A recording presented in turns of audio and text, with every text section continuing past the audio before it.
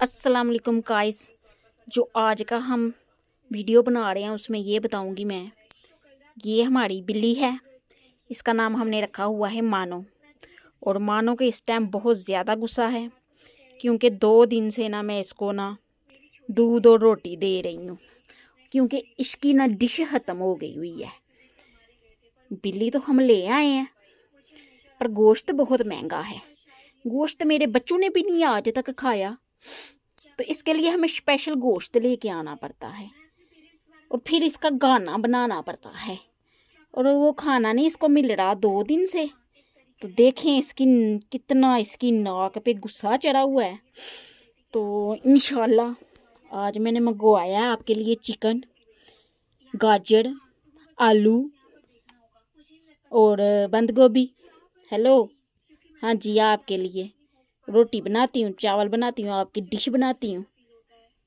खुश हो जाओगी आप सुबह के टाइम। बात तो सुनो, बड़ा गुस्सा है तुम में।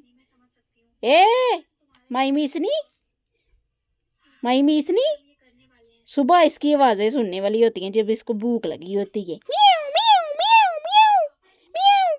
हाँ जी, आपकी बातें कर रही हूँ। नी माँ सदके जाए, नी मेरे बेटा, सोना बेटा, लड्डू बेटा, भुखाए ते गुस्सा अखां विच गोडे गोडे भड़िया है।